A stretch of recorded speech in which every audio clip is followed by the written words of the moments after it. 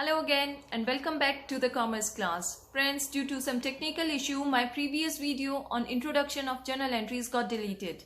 But I am reloading the same video so that we may not miss any important point. Hello again and welcome back to another session of commerce class with me Suman Rathore. Students, under double entry system of bookkeeping, there are two aspects of a transaction. First is the debit aspect, which is also known as the receiving aspect. And second is the credit aspect, which is also known as the giving aspect. Or we can say that these debits and credits are simply additions to or subtractions from an account. And when we say an account, it refers to this T-shaped statement where the left-hand side is known as the debit side and the right-hand side is known as the credit side. Now, in order to decide when to write on the debit side of an account and when to write on the credit side of an account, there are basically two approaches. First is modern approach and second is traditional approach. So let's discuss the modern approach first. So this modern approach is also known as the American approach and it basically classifies the accounts in 5 categories as you can see here.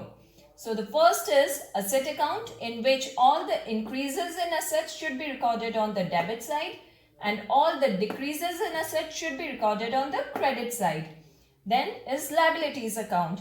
All the decreases in liabilities should be recorded on the debit side and all the increases in liabilities should be recorded on the credit side.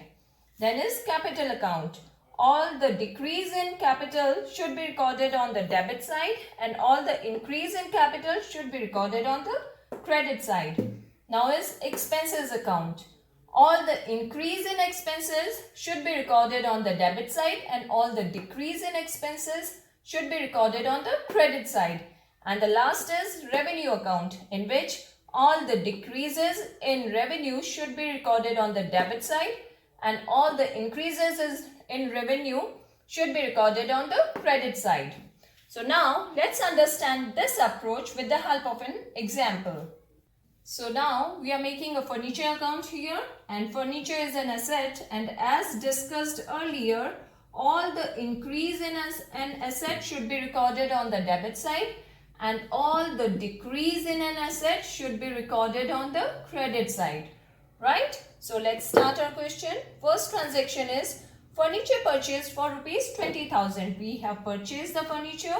It has increased the account or amount by rupees 20,000. So we will record this 20,000 here on the debit side. Now the next transaction is furniture sold costing rupees 5,000. Now we are selling, the amount or the account is decreasing. Okay. So we'll record this 5,000 here on the credit side.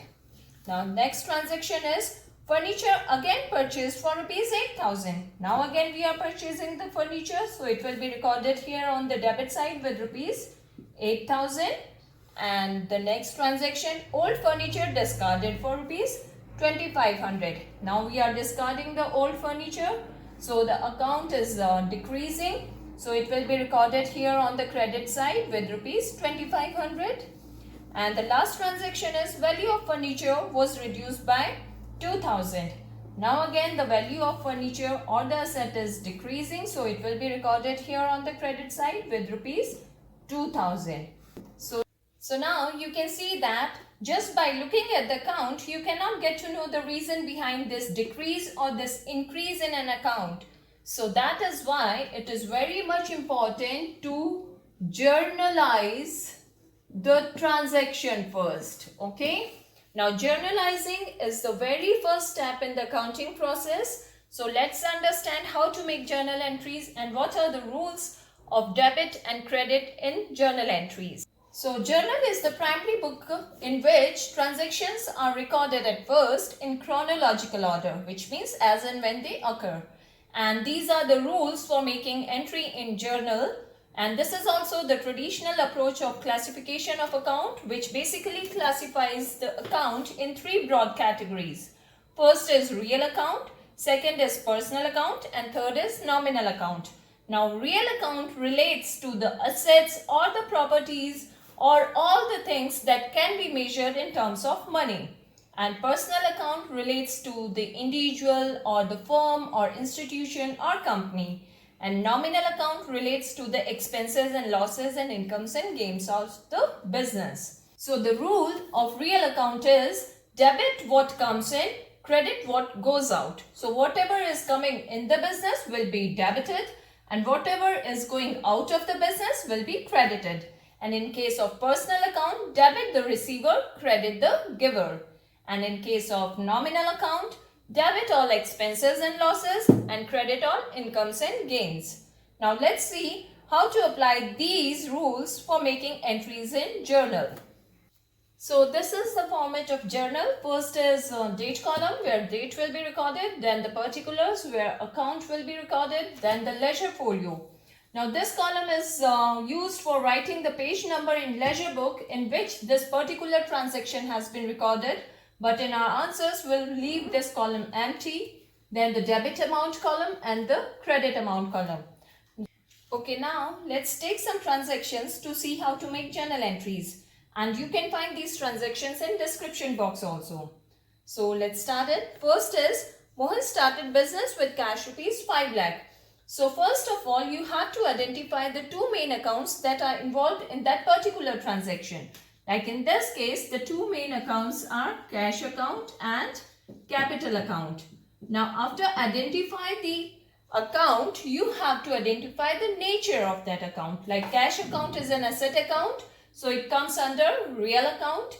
So we'll apply the rule of real account in case of cash account, and capital account is a personal account as it represents the owner. So we will apply the rule of personal account in capital account. So the rule of real account is debit what comes in, credit what goes out. So here the cash is coming in the business, so we will debit it and we'll write it like this, cash account, and then after some space here write debit and then the amount in the debit column. Okay, and then this capital account will be credited because the rule of personal account is debit the receiver, credit the giver. And here the business is assuming a liability towards the owner and the owner is the giver. So we will write it after leaving some space here again.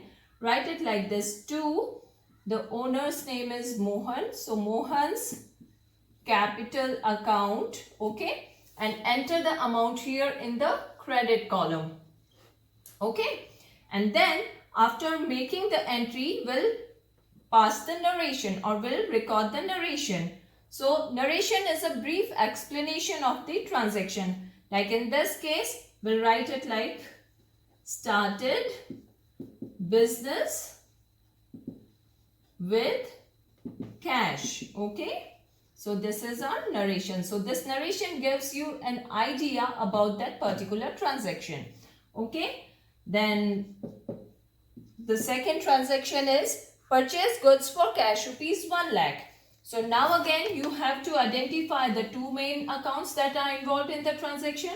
Here in this case the two main accounts are purchases account, okay, because we are purchasing the goods, and the second is cash account. Again, purchases account is a nominal account and cash account is a real account, right? So the rule of nominal account is debit all expenses and losses. So we will write it like this, purchases account. Then again leaving some space here, write debit like this and enter the amount here in the debit column. Okay. And then cash account is a real account, and the rule of real account is debit what comes in and credit what goes out. And in this case, cash is going out of the business because of this purchase. So we will write it like this, cash account to cash account. And the amount will be entered here in the credit column. Okay. And then again the narration. So narration is purchased goods for cash. Okay. So this is our narration. Now the next transaction is sold goods for cash rupees 1,50,000. So now again the two main accounts involved are sales account and cash account. So sales account is again a nominal account and cash account is a real account. So now again, let's apply the rule. So debit what comes in, credit what goes account is the rule of real account. And here cash is coming in the business. So we will debit cash account, okay, like this. And with the amount 1,50,000 will be entered here in the debit column. Sales is an income for the business. So we will credit sales like this to sales account, okay, and the amount will be entered here in the credit column, okay. Now again, time to write the narration. So let's write it. Sold goods for cash, okay. Now so next is received interest rupees 500. Again, the two main accounts involved are interest received and cash account, okay. Now interest received is a nominal account and cash is a real account. Now we'll apply the rule. Now cash is coming in the business and the rule of real account says debit what comes in. So we'll write it like this. Cash account debit with rupees 500, right? And the second is interest received. Now it is an income for the business and the nominal accounts rule says credit all incomes and gains. So to interest received will be recorded here on the credit and the amount will be entered here in the credit column. Now again, narration, received interest, okay. So this is how we do journal entries, and you'll understand it better when we'll move further in the chapter, okay. That's all for today. Thanks for staying in tune and don't forget to like and subscribe my channel. Thank you and goodbye for now.